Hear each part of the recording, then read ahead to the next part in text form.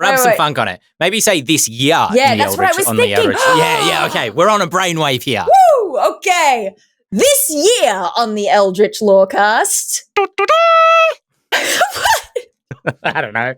He can cut my audio out, so it doesn't matter. What's a game out there that is fun, even though you may be sitting and watching for 10 minutes while between turns? Is there such a game? How do you choose adventures that you're going to run, the next adventure for your group? Computer Town, Australia. Wingding Road, Wingding. I dread to even bring this up, to be honest. Sometimes YouTubers chomp at the bit. Let's not move on. Let's talk about this for a second. No filter Merwin. Here we go. Wow. A Witcher Watch. You should go listen to Mastering Dungeons. The monk has a lot of cool, different things that they get. Whether they are powerful or not is a different question. Whoa, Dael, just tone it down a bit there, would you? All that and more right now. Hello, everybody, and welcome to this week's episode of the Eldritch Lorecast, the #1 tabletop RPG podcast in all of 2024. That's right, I'm planting the flag right now. We are recording this, depending on where you are in the world, on the 1st of January 2024. So this is a fresh, new podcast. That's right, we're shedding our old skin. We're shedding the shadows of the past. I'm failing at remembering analogies, so I'm just going to skip that. My name's Ben Byrne. If your news resolution is to catch a new podcast, and this is your first time listening to the Lorecast, I am joined, as always, by James Hake, Shawn Merwin, Dael Kingsmill. And Dael, I need to bring up my run sheet because I have forgotten the opening question. Wait, no, it's so obvious. The question is, what is one of your goals for 2024? Or maybe something you're looking forward to? I don't have any great goals at this point. I think I just let myself down if I create an actual goal. Okay, that's sad. No. It has happy edges to it because that means that like my most successful resolutions have been like, I just want to embrace the musical theater nerd within. I feel like I've been neglecting her. And then that year was COVID. And so I just listened to a lot of Broadway cast albums on Spotify and I was the only one who fulfilled my resolution. So, you know, winner, So chicken dinner. But yeah, it was me. I actually caused it so that I would win New Year's resolutions. I think the Cats 2019 caused it, and you maybe invoked that. That's true. Yeah, that's it. But this year I'm thinking something really simple. I think I want to play in more games. Fair. That is fair. So it is spoke so much to be. Yes. Yep. Shawn Merwin, what about yourself? Creatively, I think my goal has been what it's been for the last 20 whatever years I've been writing RPG content, and that's continue to focus on creating experiences that are fun and memorable. Don't worry so much about the nitty-gritty of the rules, although you do have to do that, and don't focus too much on this or that. Think about the experiences that your work creates and focus on those. I'm looking forward to a lot of cool things in 2024, none of which I can talk about. But hopefully, when those things lift off, we are going to set the RPG industry on its ear. Cross fingers. James Hake, speaking of crossing fingers, you don't need to because your goal for 2024 is? To work on more things that I came up with from start to finish. I've done a lot of work over the past couple of years of like achieving dreams that other people have set out to accomplish, being a gun for hire.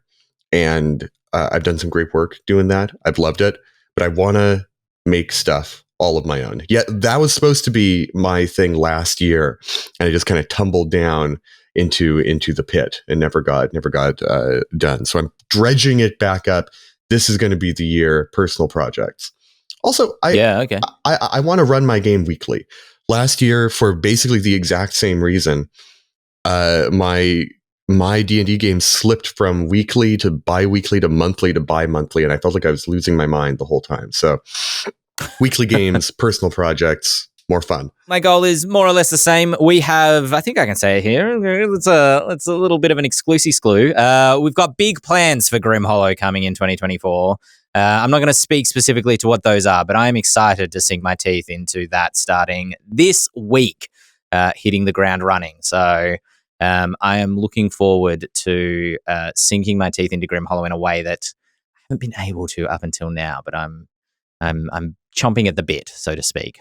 Speaking of chomping at the bit, I dread to even bring this up, to be honest. You know, sometimes YouTubers chomp at the bit to be able to throw out the most clickbaity, quickest, most attention-grabby headline that they can. And one specific YouTuber decided to accuse Wizards of the Coast of using AI art again in their artwork for the 2024 promotion that they did at PAX Unplugged. Did Wizards use AI art? No. All right, moving on. That was basically the news. Let's not move on. Let's talk about this for a second. No filter Merwin. Here we go. If you are going to criticize something publicly, know what the hell you're talking about. Otherwise, STFU. You know what I'm saying? Mm-hmm. People are out here working hard to create. Work just as hard as the people who you are criticizing on whatever you are doing. Do your due diligence. If you want to be the reporter, be the reporter. Do your due diligence. We used to cancel reporters who made up stories, who made up sources. And those were the days, right? Those were the days where you were accountable for the things you said publicly. Let's do that again, because I'm sure that the person who did this will be able to work again. The artist that this person accused has gone through hell. So think twice. That's my 2 cents. I think there is a larger conversation that can be had here about, yes, Dael, across my arms, in agreement. It can be both agreement and disagreement. There is definitely a bigger deep dive that can be gone into here, particularly around YouTube. And I feel that it got particularly intense last year around the pressure, because you're competing for folks' attention. You're competing for clicks. You want to get people to click on your video. And I am eternally infuriated, personally. And this is not, like, I'm not saying this from a higher ground, FYI. Like, people will note when the Lorecast sometimes has slightly more clickbaity titles, because, you know, to grow the audience, you kind of need to play that game a little bit as well.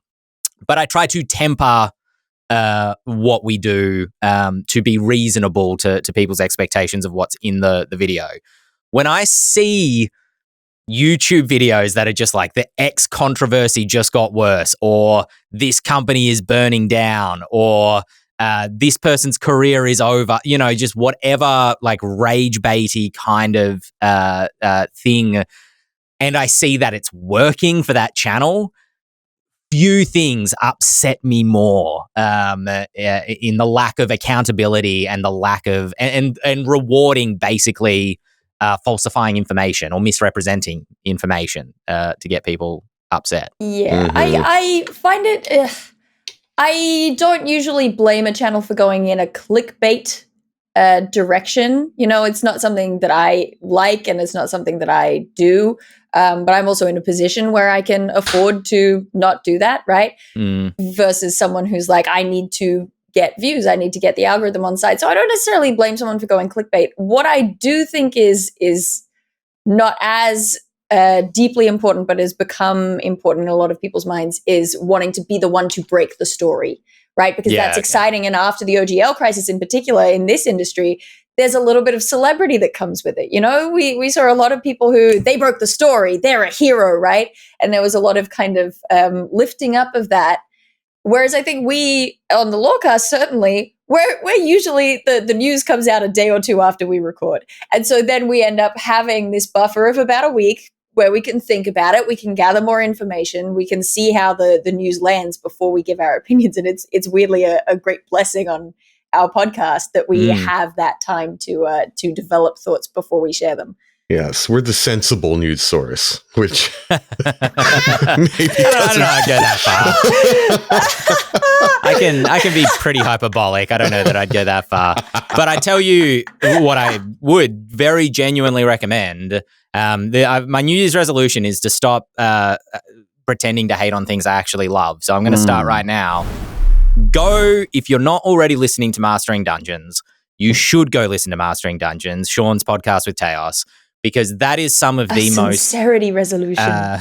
Exactly. That is some of the most level-headed, informed, and I think, it's kind of like listening to Mastering Dungeons when news breaks in the RPG industry is legitimately a balm to the burn of the hysteria that, Twitter or other YouTube channels can whip themselves up into. And I just really appreciate the much more representative of the facts kind of discussions that Shawn and Teos have over there. So go check them out if you're not already subscribed to Mastering Dungeons. I appreciate that. And when we review things and say bad things about them, even though we're informed, it kills me. It kills me because I know there are people behind this, right? We went through the Planescape adventure and we were not gentle with it. But we know the people that wrote it, but still we tried to present it in a way that got to the truth while respecting the work itself. And like I said, doing as much work to get the information as the people who are creating the content do. And it's worth saying, Luke Lavablade in chat just said, I really appreciate the few times when the Lorecast has immediately recorded after something happens, you intentionally say, this just happened, we don't have all the facts, which is something that Ben says every time. And that is, it's a really great phrase to put out there immediately. And I also appreciate whenever we are being negative about something, particularly if I get carried away, Shawn always comes in afterwards and says, but just so you know, this is a bunch of people working hard, and this is just our taste. And he always meters it down to a very reasonable place. Mm-hmm. And it's why it's great to do a podcast with 4 knowledgeable people, because when someone is talking about a topic that I know nothing about, I will sit here for 40 minutes of a 60-minute show and not say a word, because it's not my place to spout off when I don't have any facts. I'm learning from you smart folks about anime and actual plays and video games and things that I know nothing about. So it is okay not to talk sometimes and to listen. Let's hope that I can learn from you how to not talk for a little bit. Something I know nothing about. Yeah, I was like, that's your job's not to spout off randomly. That's mine. Hopefully, we can have a much more positive kind of 2024 that's not steeped in the, stuff's going to happen. What I'm hoping for isn't that, no bad things will happen because, stuff's going to happen, but just that, there's less of that air of controversy and kind of grandstanding. That air of suspicion, space. I feel, that has kind of taken over this space in 2022 and 2023. Everyone's kind of suspicious of everyone, especially as misinformation becomes easier to spread, and the safety net of experts, like a sort of critical mass of experts on any one platform. The dark ageification of Twitter, etc., has made it very hard to get a lot of people being like, actually, that's wrong, and throw a fire blanket on something before it, goes wild. So I just, my optimism and my realism are fighting madly in the corner over here, just being like, man, I really hope the people take their time this year, while also realizing that probably people will take less time than ever. So, if you're hearing this, take this as your cue to stifle that instinct to go knee-jerk outrage when it happens. I think the new rule should be that if you're going to make a clickbait headline or title for something, it has to also be a clever pun. Yeah. No, all right. Yeah. And we get to decide what clever means. Yeah, you have to come to us. Exactly. The email is podcast@ghostfiregaming.com. Speaking of which, having gone through the holiday period, not a lot of other news broke. So we are going to jump into some listener emails that have been sitting in our inbox for a little while. The podcast email address, once again, podcast@ghostfiregaming.com, or you can come hang out with us on Twitch and ask us questions directly there. So if you have a question, ask it in the chat and maybe Dael will spot it because I'm terrible at keeping up with the Twitch chat. First question coming in from Keel. Keel asking, choosing an adventure to run, perhaps particularly pertinent at the start of a new year. where we might be starting our new adventures. And to expand this question a little bit, maybe we can expand into systems as well. But Keel saying that when they're coming up with a new adventure to run, they usually pitch 3 options to their players and let the players vote on which one they think should be the next adventure that they do.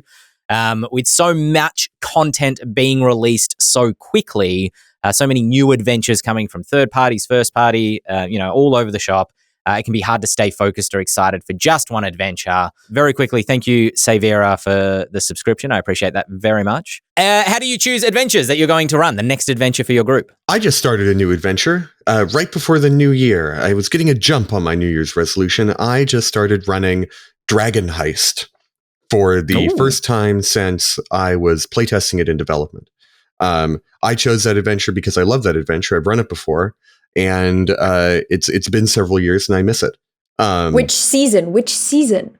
Well, that's a good question. When we were developing it, I ran kind of a mishmash of 3 seasons. I had Jarlaxle, the Castellanters, and the Xanathar Guild all in action at once. It was only Manchun and the Zents that stayed out of it. And this time, I'm bringing Manchun in a big way because 2 of my 3 players are Zentrim aligned. So we're going to bring in that factional conflict and all of that. Actually, the reason I bring this up is because I just want to say, if you're having a hard time choosing which adventure to run, pick Dragon Heist. because 1, I'm very biased towards it, but 2, because it's 5 levels of adventure. It's so short. It takes a big replayable cross section of those most common levels of D&D play, and it gives you a lot of options to work within it. I think it's very easy to get distracted by enormous sprawling adventures, but if there's one thing I've learned in running, it's that fractional amounts of those big long campaigns ever reach a satisfying conclusion. We all want it to, right? That's the dream. The 5-year mega campaign, everyone becomes, deeply personally entwined with their character. We talk about it for the rest of our lives. I mean, that's fantastic. Let that grow organically out of a smaller campaign. I think even if you get a big campaign, if you get a Princes of the Apocalypse or a Descent into Avernus or something like that, try and chunk it out into the first 5 levels. And think of it as, a season 1 of a Netflix show that has, 10% odds of being renewed. Right? Just make it so that you can have a huge, satisfying climax at the end of it. And so you all go home being like, that was the best campaign I've ever played. Let's do a sequel. And then just keep on going with that. So if I were to condense this into one sentence, it's pick short campaigns or chunk a big campaign into small ones. Look for campaigns that let you do that easily. Yeah, that's great advice, because the question says that Keel usually pitches 3 options to the players and lets them vote, which is what I do as well when we go to a new campaign. But do what James said, which is not just say, okay, this adventure is an urban mystery. This is a world spanning whatever. But do it. This is a short adventure. This is a medium adventure. This is a huge campaign. And let them pick on that level as much as on what's in the story. Because your players, and that you have that player that as soon as you get 3 adventures into this campaign is going to be scrolling through the DM's Guild or Drive Through or Wizards D&D Beyond and saying, "Ooh, look at that." And if you have players like that, make a campaign that switches themes or switches levels or switches something that will make it fresh.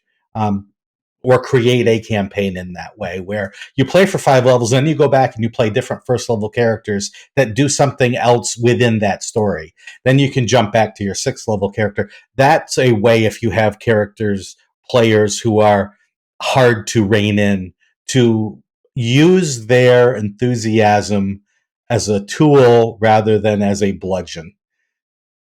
If I can make one more highly biased recommendation, coming out this year is Saga of the Seasons, a Valakan Clan's adventure that in a different way than Dragon Heist is split into 4 seasons of play, except these ones are played sequentially, spring through winter.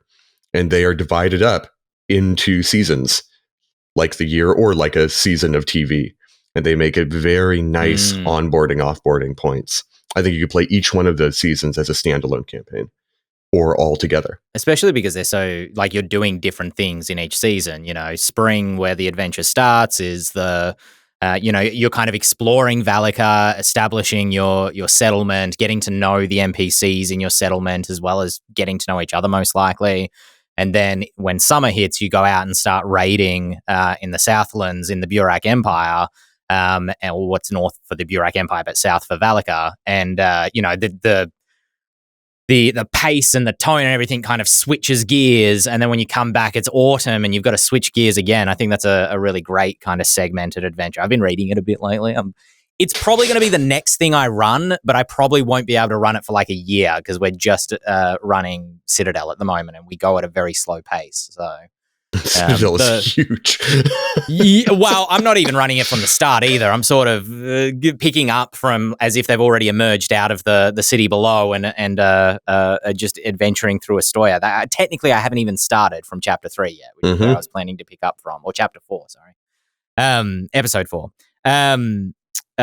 Just if I can quickly jump in, quick bit of advice, I would say as a GM is also because the GM's the person who's doing a lot of the hard yards, prepping the adventure. If you are going to give your players 3, usually the way I do it is I just come to my players, I'm like, I'm really excited to run this, and then I try to make it seem exciting for them. Or, I'll take suggestions as well. But I think it's important as a GM to ensure that you're excited for the 3 options or the 2 options that you present your players with.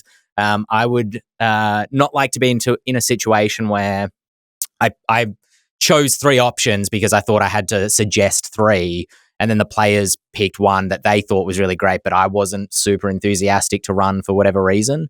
So I just make sure that, like, even if those options are vastly different between themselves, just make sure that you're keen for running all 3 of them as well, because you're the person who's got to read the whole thing and put in the harder yards each week to prep it or month or however often you play. So yeah, be enthusiastic about what you want to run. I agree very much with that because I'm also at the camp. I love when I live up to the ideal of offering 3 different and letting them pick. I love when I can do that. But often my brain is caught on one specific idea. And if I tried to run something else, it would be half-hearted and kind of like meh. And it's really funny that seasons have just come up multiple times incidentally, because a thing I've been doing recently, and this is not advice, this is a ludicrous thing that I've started doing that I probably won't keep doing for long, but it's what I've been doing, is that I take lots of movies and books and things that I love, and I try to boil down what happens in that movie to like one actionable premise of like, rob the most secure casino in the city or whatever, right? Like there you go. There's your Ocean's 11 one. I had one for Pacific Rim. I had all these different things. And then I divvy them out based on season. I go, this feels like a summer story. Put it up there. And I've got it based on the 4 humors as well. And so that I'm like, I'm vibing winter for this one. And then I save them and I play them during that season. Which again, not advice. It's just a thing that I have been doing. The other thing worth mentioning is that if you're seeking out an idea that you and your players are hyped for, again, I feel like I bring this up all the time. Session 0 is a malleable thing. Yeah. You can sit down for a session 0 and go, hey, I'm really hyped to play a game with you all, but I don't know what to play yet. Hey, everyone bring 3 ideas that you would be excited to play. And then you sit down and you start pitching ideas, and then someone will go, oh, that's really cool. What if this as well? What if that as well? And eventually you'll get an idea that you all start snowballing on and you get really excited for, and then you can start sort of building your characters and the concept from there. And you can do that. There are rules against that. That's allowed. Yeah, I think that's a great idea, is like asking let's all just, not everybody has to bring one, but like, let's bring adventures together, even systems together, and discuss what we're excited to play. I think as well, if we kind of branch this discussion a little bit into systems as well, because something I want to do this year is really try to play more systems. And a question we get a lot on the Lorecast is like, you should play this game, or why haven't you tried this? One week everybody had it in for Shadow Dark for some reason. We just got like 3 or 4 comments in a row of just like Shadow Dark. I don't know whether it released that week or something. But talking about the system you want to play, but also like what a campaign in that system might be like. So, for example, I got given the Alien RPG as a birthday present, actually, in December, and I'm anticipating that's kind of like a 4 to 8 session kind of campaign, right? It's a horror story. It's a cinematic. I'm anticipating in some capacity. I don't really know much about the system apart from the fact that it tries to recreate Alien, and I'm excited to run it and excited to experience it. But also knowing that that's probably a very different thing from the year-long arc that might be a D&D campaign, or multiple year-long arc that might be a D&D campaign, or the 6-month thing that might be a Vampire Masquerade campaign, where you sort of have a bit of an Ben's arc and then game. you go play something else. Be positive. How do you go about like choosing system? Is it more or less the same of vox popping your players? Is it? Yes. all three of you. Oh, that was fun. Yes, vox popping players is a great idea when it comes to choosing system. You definitely want to choose a system that everyone is on board for. But Sure, yeah. I do think there's kind of a burden of knowledge that the group's GM typically has to bear, right? Because typically the one GMing, and this is not universally true, but it is frequently true, the GM of the group is the one most tuned in to what other RPGs are out there because they spend a lot of time learning about this sort of thing. And so typically the GM will come with, my brain's been set on fire by Heart this year. Let's play Heart. And they're like, what's Heart? And you'll say, well, it's kind of like, we've got a setting that's kind of like Slay the Spire, and it's kind of grungy and magic-y, and it's set in a big metropolis. And they're like, okay, yeah, well, we vibe with that. Let's do it. But typically, the players will not have the same level of ampedness that the GM bringing the system is going to have. So to a certain degree, it really relies on you as the GM to sell it rather than sort of democratically deciding that you're going to do this. Because if you did that, you'd play nothing but D&D. And one-shots are your friend. Get the one-shot in, see how that goes, see how everyone vibes with it. Don't say this is going to be a campaign. Say this is going to be something we do tonight. If everyone loves it, we'll do it again the next week. Some games are great for one-shots, and as soon as you get to that 4th session, you say, why are we still playing this game? And you'll find that out. I maintain my old trick that works for getting people to start playing tabletop RPGs in the first place. You can do that again for getting them to try a different game that they're not as comfortable with. You can be like, it's my birthday, and all I want to do for my birthday is play Mothership, right? And trick everyone into playing it, and then they'll go, hey, wait, actually, that was fun. I did that a couple of years ago with the Witcher RPG. That's how I got my friends to play that. See, guilt works. It does. It's a good system. It's definitely vox pop your players. It's good to play a thing that everyone wants to play. But I think that people can get very comfortable with a system that they're familiar with, because it is work learning a new thing. And so you might have to occasionally curate your group of players and go, these are the ones who are most open to new stuff. I'm going to get them together to try out this thing that I want to try. I think starting, not that this necessarily was intended to become a discussion about starting new systems, but I think starting small, like one-shots, as Shawn said, and that burden that is on the GM is good to be mindful of. During the initial lockdowns back in 2020, I was like, I am going to learn Call of Cthulhu, and I am going to run a campaign in Call of Cthulhu, and it'll be just like running a D&D campaign. And we never even started. And it was because my approach to it was how I was prepping my D&D campaigns at the time, which was inventing virtually everything from scratch, porting in some resources, but I don't know if it's not that they exist as much for Call of Cthulhu as 5e. I assume that's probably true, but also I didn't know where to go to look for resources for Call of Cthulhu in terms of importing stat blocks or magic items. Those things probably aren't even important in Call of Cthulhu, And so starting small and using a starter adventure or something like that is a good way for a GM to be able to wrap their head around a new system without, deciding, all right, we're doing 6 months of, Pathfinder now. We've gone from 5e to Pathfinder, 6-month Pathfinder campaign. Let's do it. Maybe try one shot, of a pre-canned adventure or something like that, just to wet your toes a little so it's not too much work on your own shoulders. Because because you may never get started. Speaking of never getting started, how do you know when to end? Is Edward's question, who asks, I don't think we've answered this question. We've had it on our run sheet a few times, but we haven't gotten to it. And it's because I want to pair it with another question. But the first one comes from Edward, who's asking level cap preferences. Recent third-party releases, including Lord of the Rings 5e, and I believe, I'm not sure if this is still the case with how they've been iterating on it, but the MCDM RPG have a level cap of 10.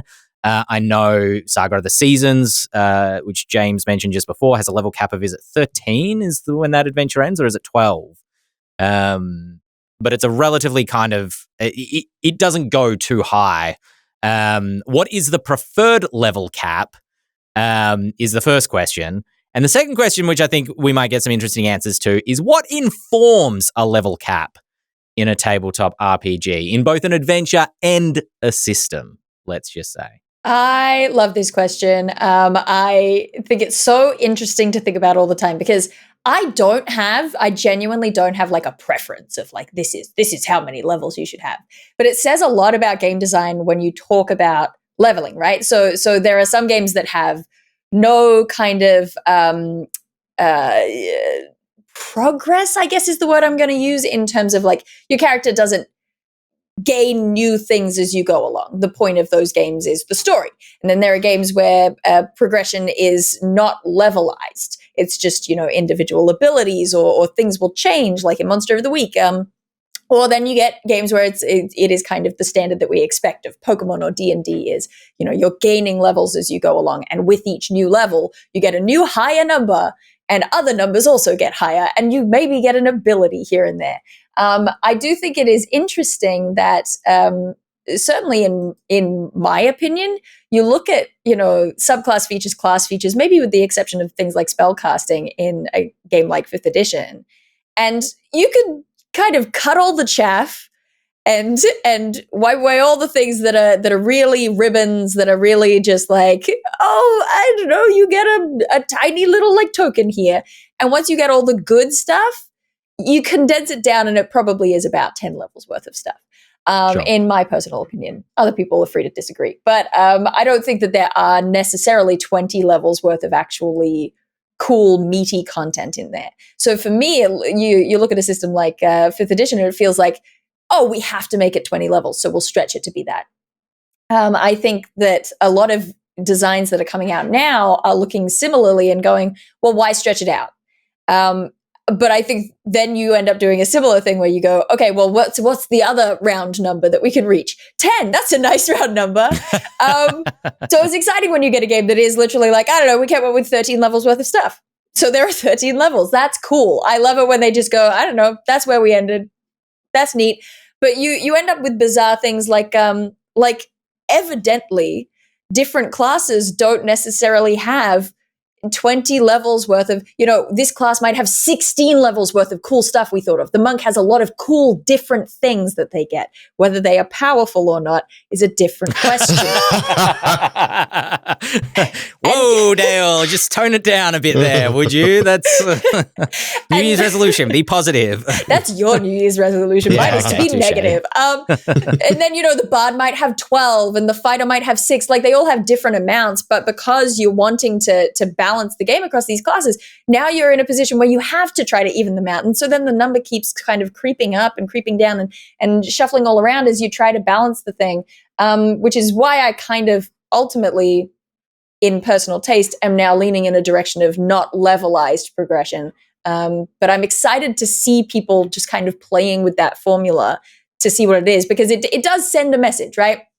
If you say there are 20 levels, that makes a player and a DM feel like, oh, well, if we want it to be a complete campaign, we have to keep playing until we reach level 20. Oh, yeah. And if they wanted to keep playing beyond that, but there's no more levels, so we have to end at level 20. And I think that choosing a level cap sends a message whether you want it to or not. But I think that's very true, just quickly in terms of people feeling like they're missing out on high level content in 5th edition because those extra 5 to 7 to 8 levels are there, and I've never played long form campaigns at those high levels for reasons I might get into in a little bit, but there's always people crying out, we need more high-level content, more high-level content. And I think part of that is simply because they exist. The game changes so radically once you get to those higher levels.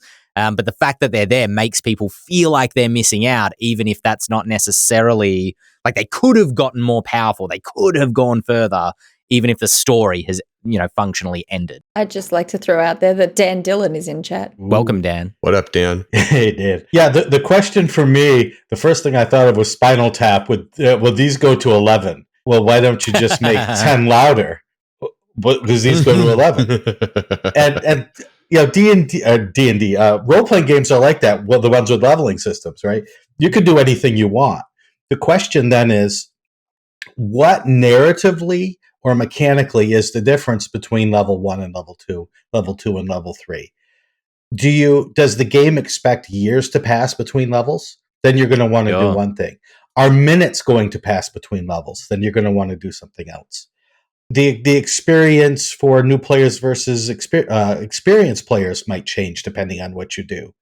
Every game should be different with how it treats levels and caps, depending on those questions. I've been talking about seasons a lot in this episode, and maybe it's just because a new year has started. But D&D also divides itself very neatly into 4. 5th edition, that is, with its 4 tiers of play. And I really think that each one of those tiers is essentially a different game using the same engine. Because the things the game encourages you to do, especially with regards to its spells, but also even with more general class features, really scale up intensely. In many ways, D&D's numbers, its ability scores and its DCs and stuff like that are secondary to the effects, the narrative or mechanical effects of the different spells and features that come online, particularly at those breakpoints at 5th level, at 11th level, at 16th, or 17th. Those breakpoints for the different tiers really put you into an entirely different genre. And the Dungeon Master's Guide does a passable job of explaining that. But, there were older editions of the game, like what we now call kind of historically BECMI, Basic, Expert, Companion, Master, and Immortals, different sets of D&D rules in the sort of 1st edition era, where basic D&D took you through levels 1 through 3, and that was one kind of genre of play. The expert rules took you, I think, from 4th to 10th. And each one of these, eventually Immortals gets you to like 33 plus or something like that. It's a different era. But those games were very explicitly delineating their level ranges into different play experiences. And one great way to create boundaries for the beginning and end of your campaign is to use play experience as guideposts. If you can put the climax of your adventure at the moment when the wizard gets fly and fireball and the fighter is mowing through enemies with 2 attacks per turn, that's a great way to end on a high note when you've hit that 5th level power spike, or, at the 11th level power spike or something like that. This discussion also dovetails in really nicely with a discussion of what games reward you with, right? So that's a core element of game design, is you encourage a certain style of play by rewarding it. And in games like D&D, games that follow that same system, you're really rewarding people with leveling up. You get this cool new thing that you can do. If you play enough times, if you do enough adventuring, if you gain enough experience points, you will hit this stage where now you can fly. And so that is the reward. And again, this is just, I'm thinking about this because it was part of a discussion that I had with Matt about the MCDM game, is the idea of even decoupling. You can have levels, but not have the levels be rewards. And that's an interesting idea as well. This idea of like, we have games that we see that are very cool and successful where the reward is not that. The reward is the story. The reward is, X, Y, Z. But the idea of keeping levels and having the reward be a different thing, that's kind of exciting new territory for me.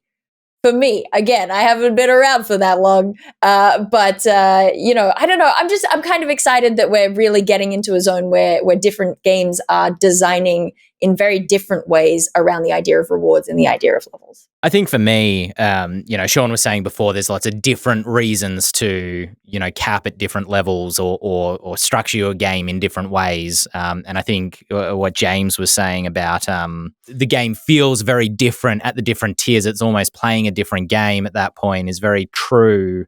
And for me, it's about capturing tone and atmosphere because I'm that guy. I'm about I want the rewards of the game to be story based and character development based rather than necessarily power based. Yeah, which is how 5e is largely structured.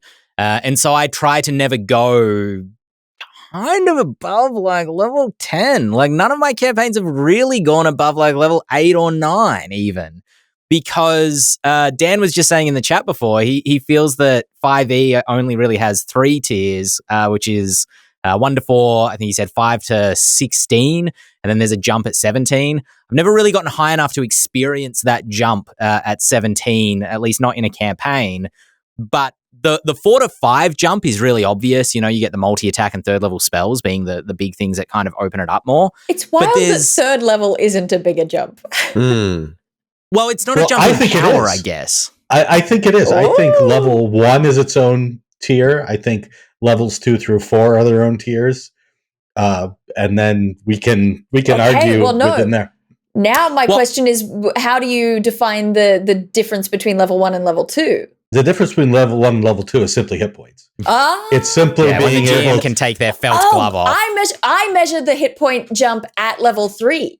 I do a stupid house rule thing where I have like major injuries table, but for me, it doesn't come into play until you hit level 3 because I was like, you need to have enough hit points for this to actually be worthwhile. No, I mean, that makes sense. I mean, your hit points literally double in some cases at second level. Yeah. Well, maybe not literally. No, you're right. I think it is more close to doubling from first to third level. Just because of the max hit die. Let's think of it this way. Anyway. If you're a wizard and you have a 0 con bonus and you roll a 6 on your second, okay. I think there's definitely it's not a 1 level jump, but there is a shift. For me, the sweet spot of 5e, and it's a very narrow sweet spot, is like 5th to I think 7th level or something like that. Because at 8th and 9th level and 10th level, and I can't remember exactly which is which, but you start to unlock those 5th and 6th level spell slots. And or 4th and 5th level spell slots, and they're not they're not entirely game breaking. It's not a wish spell. They're not 9th level spells, but that's when those spells start to come out. That is just like, I don't want to deal with this. Well, Fireball's a 3rd level. You get it at 5th level. Sorry, yes. But then you get, I think the naming of spell level, it's fine. I think it's a 4th level spell, but like Sickening Radiance is like just this dome that comes down. And so if you're like, this horde of zombies or goblins or kobold or this horde of whatever they are, and that dome of Sickening Radiance just hits the battlefield, you start to experience these spells of, I don't want to deal with this. Which can really change the tone when you're trying to build up an atmosphere of danger.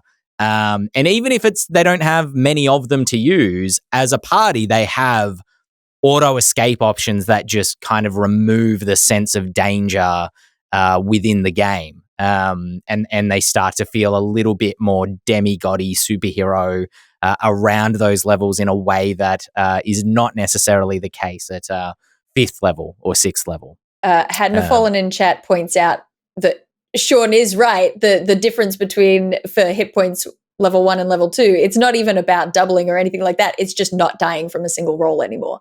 And that is a huge It's the negative hit points.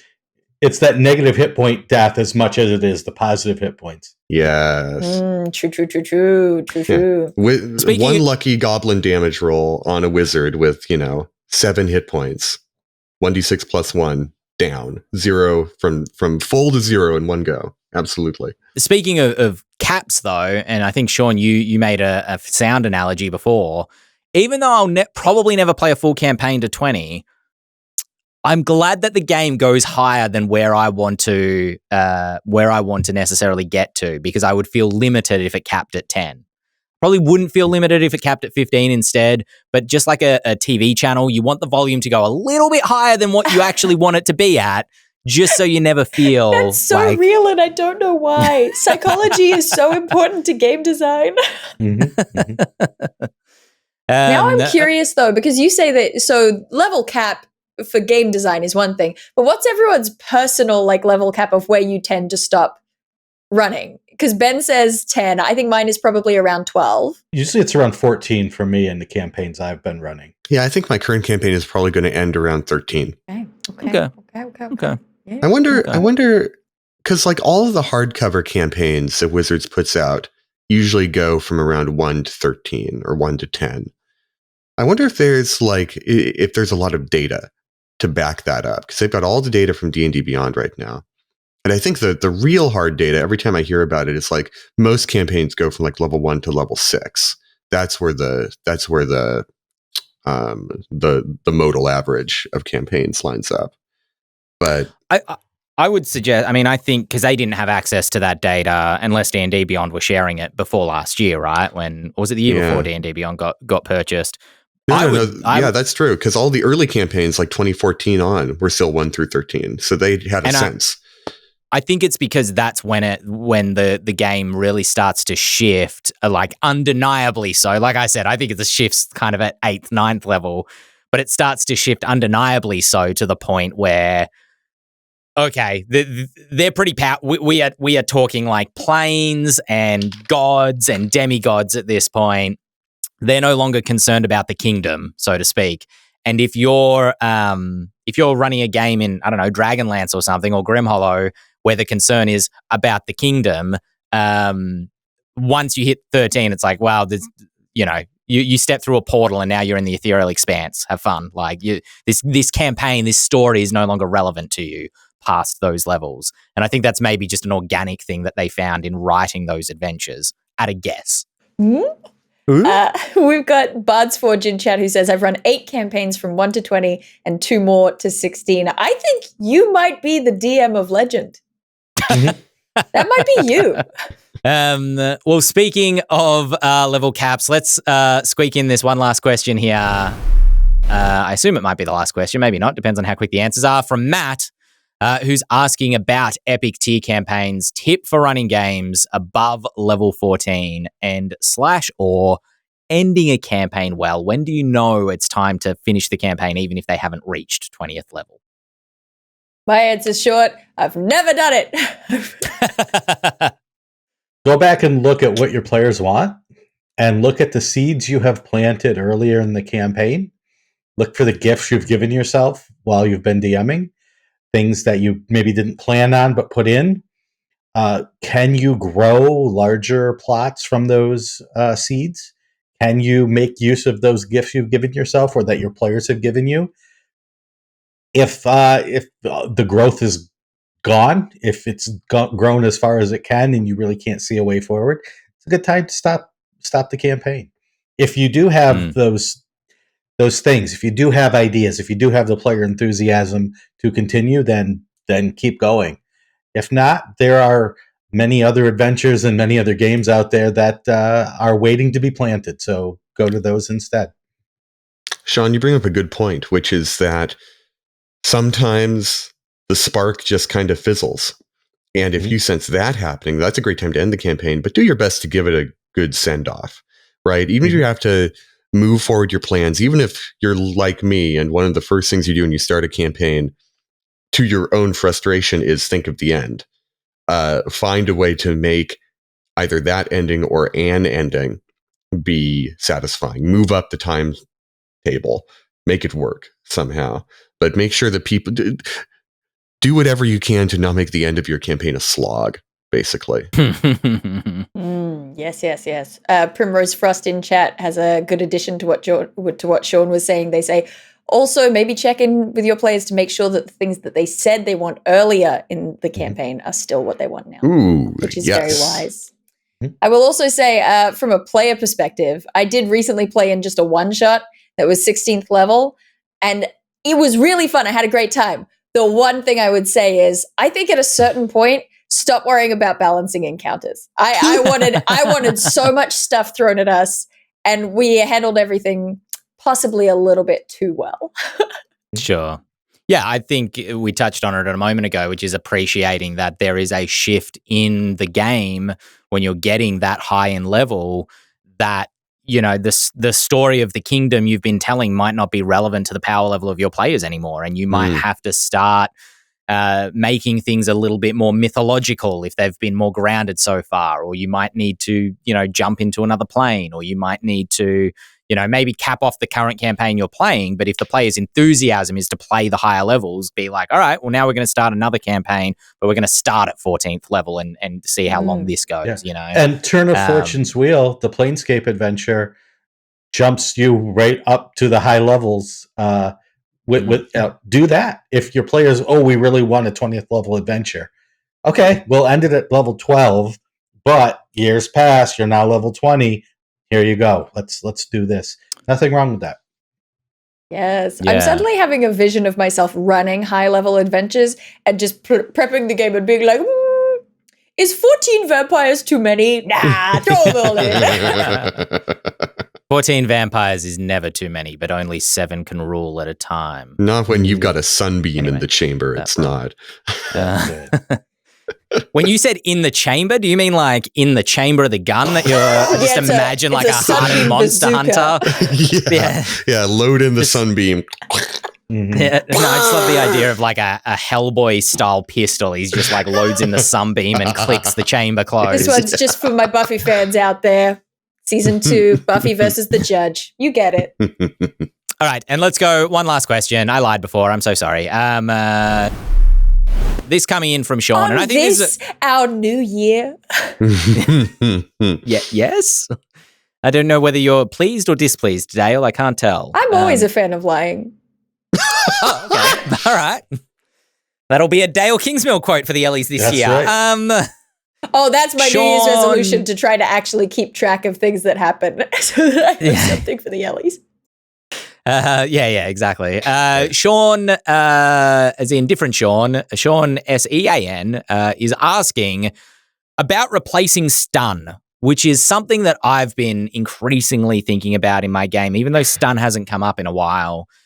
Because D&D turns can take 10 minutes or more between them. Well, I don't think that's a problem explicit to D&D. I also experience that a bit with board games, but that's a separate discussion. Because turns can take a while to come back to in D&D, do conditions like stun or paralysis, I think I added paralysis, he was specifically talking stun, make sense as fun mechanics? Have we ever used alternatives like numb, so no bonus action, banishment, they go fight a devil in another dimension for a few turns, or disorientation, where they can't cast first level spells? Some of Shawn's solutions in the past. Have we ever used any of these suggestions? And I thought just broadening this out to other conditions you might have incorporated into your game as well. It's an odd question because it's sense and it's fun and it's mechanics. 3 words in the question that we could argue about for an hour about what that means. But they make sense in D&D because it's hard to find consequences other than losing hit points. Mm-hmm. So that's why these things are there.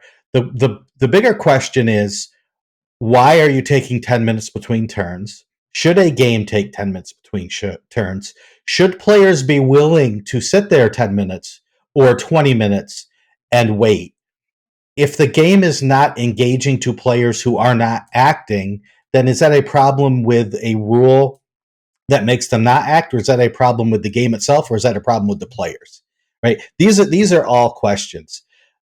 Stun is in when you're designing a monster, there are actual like CR equivalents for different conditions that they put on you, which basically can break down to hit points.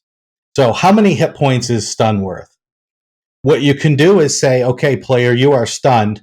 You give up a quarter of your hit points and you can ignore the stun condition this round and you can act.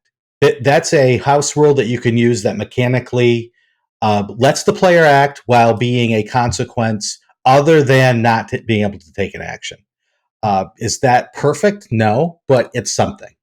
But this is we could spend the full hour show talking about this question. Dael, is that a hand raised? Yeah. Oh, this is the thing my friend did one time, and I thought it was so silly. I call it the face rhino, but it means I have a thing to say that I don't want to forget, but I know that Joey was going to speak first. No, you go ahead, Dael. Oh, I was just going to say that's there's a house rule that isn't mine that I took from the internet that I like to use that they called bite the bullet. Which is just, you've got your big bad evil guy. It's kind of instead of legendary resistances. You have big bad evil guy. They get hit with, stunning strike or whatever. They fail their saving throw. The idea is that on their turn, they can bite the bullet and they can lose a chunk of their hit points in order to overcome whatever effect is on top of them. And it just lets them get back into the fight. It makes the fight not boring, because it is worth noting that it's boring on both ends, right? If a player is stunned and they have to sit there and wait and they don't get to do anything, it's boring for the player.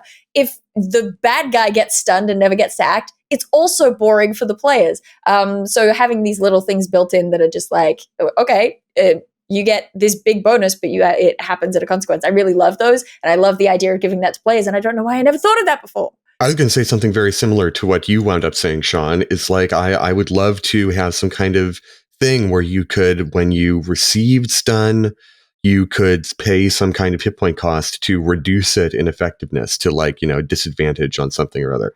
I like the sort of straightforward simplicity of what you suggested, though, because that's the crux of what we're talking about here, right? Stun really sucks for player characters, but it's a great mechanic for players to use against monsters in certain circumstances.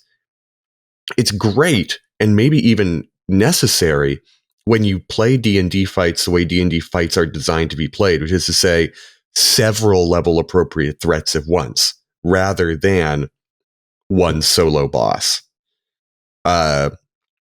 Which is so frustrating because fiction encourages us to want solo bosses.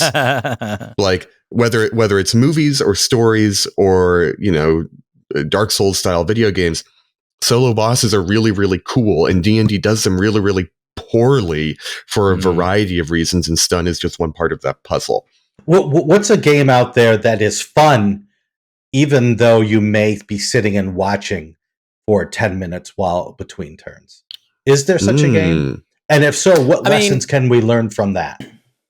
I'm going to bring up The Witcher. We're going to have an official Witcher watch within the episode. Witcher watch. I've only played it, admittedly, I've only played it once, but my experience of it was pretty good for two reasons that I suspect the game does well, but I would need further investigation to really be able to confirm. But those two things are thusly. One, positioning really matters in The Witcher because your facing matters. And so monsters can flank you, which means that a fight against multiple monsters is really dangerous if you don't have allies. And so I'm kind of curious to try that game with one big monster fighting the party and seeing what happens, whether it's more engineered towards that, because The Witcher as a franchise is kind of engineered towards, there's a problem in the woods, let's go slay the monster. But to answer your actual question, Shawn, the thing that The Witcher does is to make an attack, and people are going to have different, their mileage will vary with this.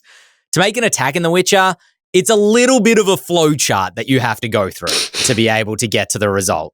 A flow chart, I suspect, once you get good at the game, once you get used to the game, you can kind of get through pretty quickly. But what I like about it is that as a defender, you get to respond to the attack. So you can either just take it, you can try to avoid it by dodging out of the way, you can try to block it with your weapon, or you can try to parry it, which leaves the opponent opened and sort of like slightly stunned or something to my memory. Which means that it's kind of the thing that Infinity, the war game, says. Their tagline is, it's always your turn, because you always have choices to make and reactions to make based on what your opponent is doing. And it's a game, I've been thinking about this a little bit recently, where, the MCDM game tries to solve that null result situation by just having attacks basically always hit. But we found that there was something that felt really passive about that when we play tested it at PAX, especially when you automatically do damage back to the foe that missed you. The way The Witcher handles it is, I think you can still end up with a null result, but you made a choice and rolled a dice to create that null result or try to avoid that null result if you're the aggressor, you know? Because and if you choose, is it about like effect, or is it about engagement? Is it about action? Correct. And also, like, blocking and parrying are kind of functionally the same thing, but blocking is I use my weapon to block their blow, whereas parrying is I swing my weapon at theirs to try to knock it out of the way, which is a higher risk but higher reward, and you can damage your weapon in doing that. And so there is a choice that you're making, like it's an engaging choice of, like, it feels like a melee, you know, that you're like a dance that you're in, rather than just like swing and hit or miss. This is, you know, it's a little off topic, but it dovetails really nicely with what you're saying about making active defensive roles rather than active offensive roles. I really, Sure. I've been thinking about this a lot ever since we played the NCDM RPG of, well, what if the burden of rolling to dodge was on the person being attacked always, rather than the burden of rolling to hit being on the person attacking? Because that does get at the it's always your turn idea. It puts engagement on the person who is, you know, being aggressed upon. There's already engagement on the aggressor side because you're deciding what to do and upon whom to do it. So rather than being, you know, on your phone the whole time when it's not your turn, you kind of always have to be ready to make a reactive roll. I don't know. Maybe that just puts you in more situations where if you're going to be on your phone anyway, you're on your phone, and someone has to nudge you and be like, "Hey, dude, you're being attacked." I was like, "Oh, 13 anyway." And that point right there is the interesting one to me, because what we're talking about here is adding mechanics to the thing that's off turn, right? It's not your turn, but you still have to do things. You have to pay attention. You have to do this. For the people who are stunned, who can't do it or who are away from the battle, now instead of 10 minutes between turns, it's now 20 minutes between turns. Right? Because we're not focusing on the story of what's happening. We're focusing on these roles and this and that, and we're focusing on the tactics.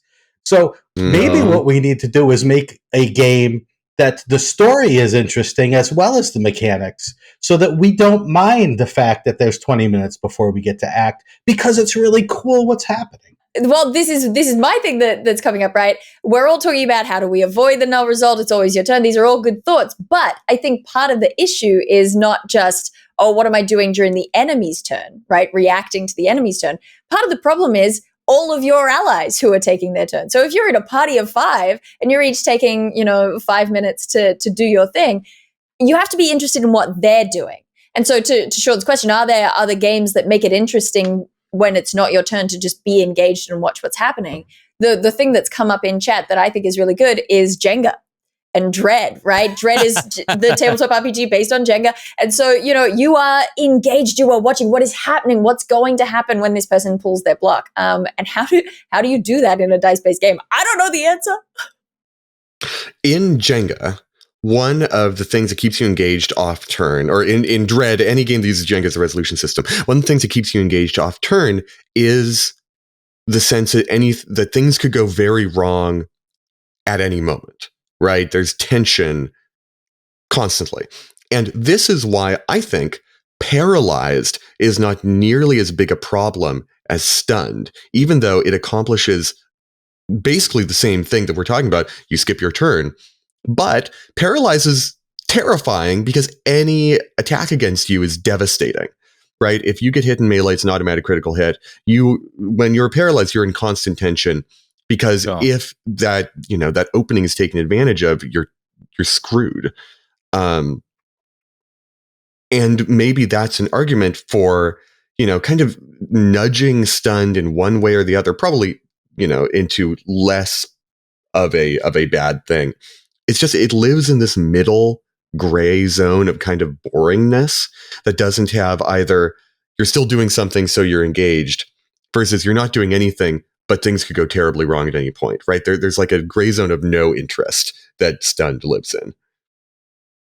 I think the two things I quickly want to throw in here, let's go with the other thought first, which is something that I've been experimenting with a little bit lately, which has been really inspired by God of War, the video game. I played Valhalla over Christmas. It's fantastic. It probably shouldn't technically count, but Valhalla's 100% my game of the year because I just love God of War so much. Not just the story of it, but the mechanics and the fights are really engaging, the way that they mix up how the different enemies work.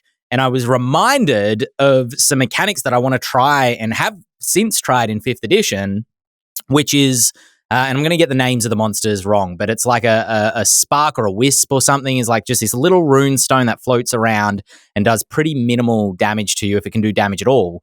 But if there are 3 of them, they connect together and become a much more dangerous enemy. And then when that enemy's defeated, they'll split apart into the 3 again. But you have to destroy one before they get the chance to recombine again, or it just becomes an endless cycle of splitting and combining. And so I tried that recently in a session of D&D with a little added mechanic, which was that these I called them living rune stones. I actually borrowed some mechanics from Valica. I decided that these are like a Valican construct, and that they're tied to a physical kind of like a can, let's call it, like a physical rune stone, like a rune stone built into the ground that's like, 5 feet tall or something like that, which is also a mechanic borrowed from God of War, because these other monsters called wraiths or something, you get them down to a certain point of health and then their rune stones around the battlefield all light up and you have to destroy one of them before you can hurt the monster again.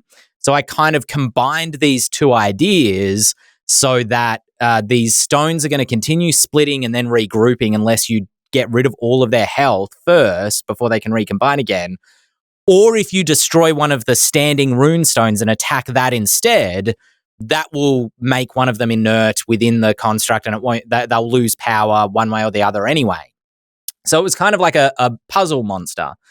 And puzzle monsters are a deft touch in 5e because I got really angry at the adamantine golem thing in Baldur's Gate, because by the time I'd solved the puzzle, it was already too late. I couldn't recover. The party I just didn't have the action economy to beat it anymore, and it was a really frustrating experience. And you definitely don't want that to happen when a TPK is on the table rather than loading a save state. But my wife, who usually doesn't love combat that much, said that she was actually quite engaged because she felt like she was solving something and she had to think about something between her turns, because she's like, okay, well, that, worked or seemed to have some effect. Okay, what can I do next turn to help solve this puzzle? And so I just thought that was an interesting kind of experiment. And I want to continue to experiment with these different ways of manipulating the 5e mechanics to make engagements more engaging in interesting ways.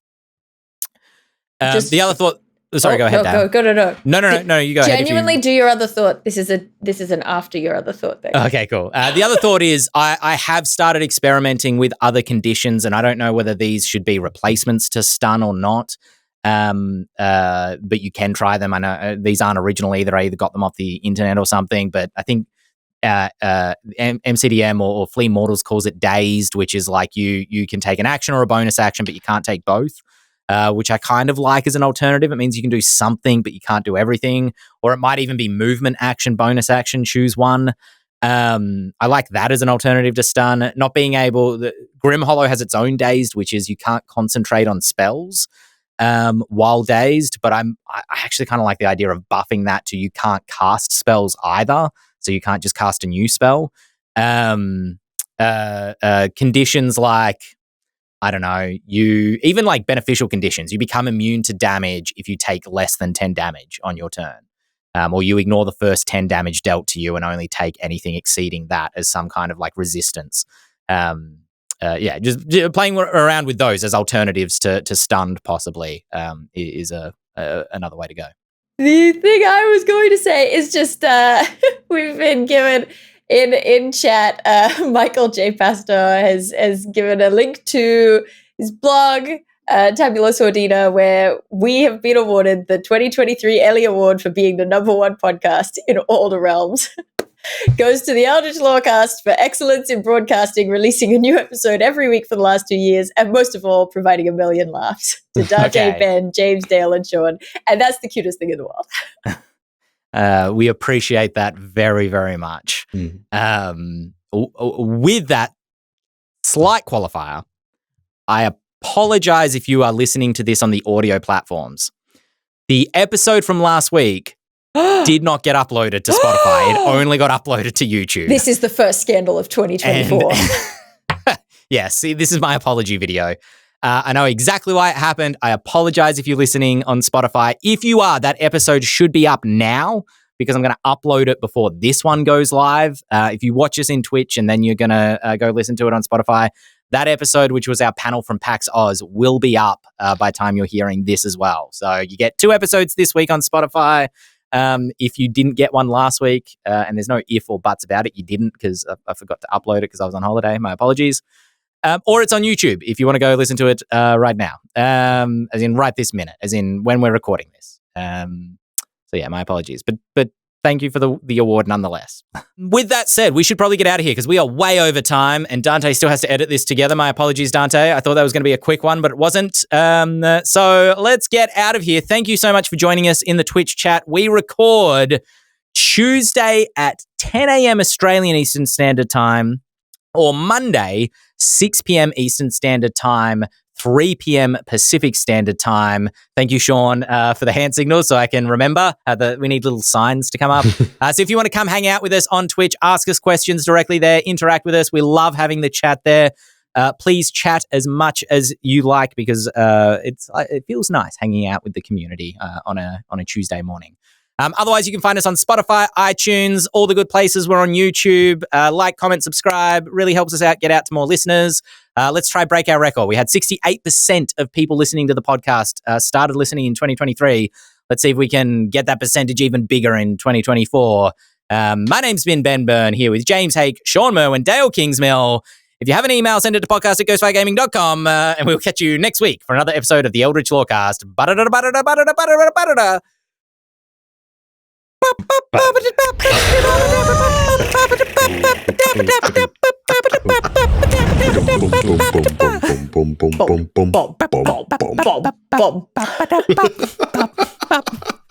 We should make a jazz band. We should. We should do an a cappella album. Yeah. All right, when we hit 10K subscribers, we'll do an a cappella album. There you go. That's it. You heard it here first, folks. Yeah, exactly. And last.